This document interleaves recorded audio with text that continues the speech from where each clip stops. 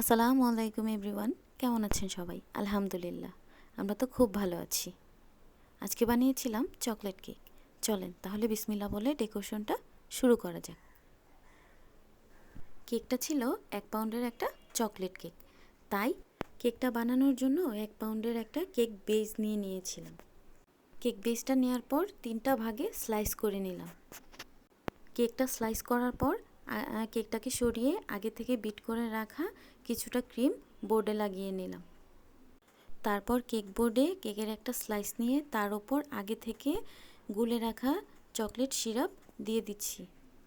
Chocolate syrup দিয়ে পুরোটা cake cover করার পর আগে থেকে বিট করে রাখা ক্রিমগুলো দিয়ে পুরো কেকটাকে সুন্দর করে কভার করে ফেলতে হবে।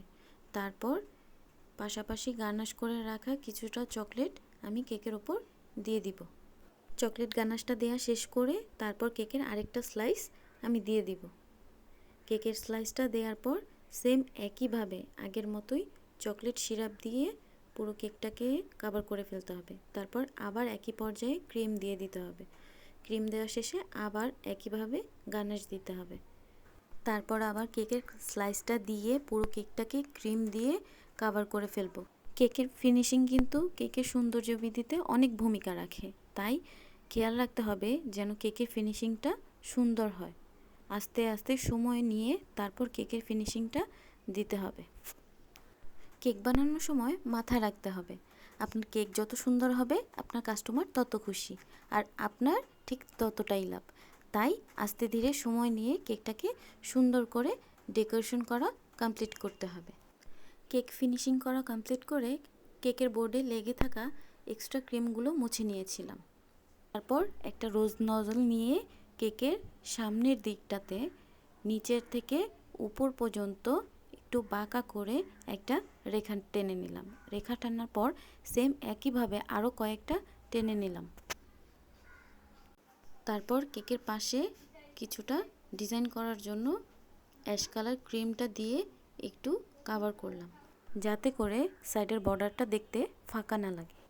তারপর কেকের ওপর কিছু ফ্লাওয়ার, কিছু চকলেট আর বল টপার দিয়ে কিছুটা ডেকোরেশন করে নিলাম। ডেকোরেশন করার পর কেকটার আরও বেশি সৌন্দর্য বাড়ানোর জন্য কিছু সুগার বল দিয়ে দিলাম। সুগার বল দেওয়ার পর কেকের উপরের সাইডের বর্ডারটাকে আরেকটু সুন্দর করার জন্য কিছু গোল্ডেন এডিবল ডাস্ট ব্যবহার করে নিলাম, যাতে কেকটা দেখতে আরও বেশি আকর্ষণীয় হয়।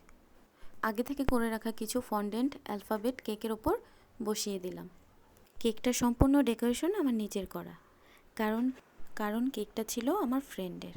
ও বরাবরের মতোই আমার ওপর কেকের অর্ডার দিয়ে নিশ্চিন্ত থাকে যে তুই তোর মতো করে ডেকোরেশন করে দিবি। কিন্তু ভাই, আমি তো খুব বেশি টেনশনে পড়ে যাই যে কিভাবে ডেকোরেশন করব, কি করব না করব, কারণ আদৌ কি পছন্দ হবে কি না, খুব বেশি টেনশন হতে থাকে।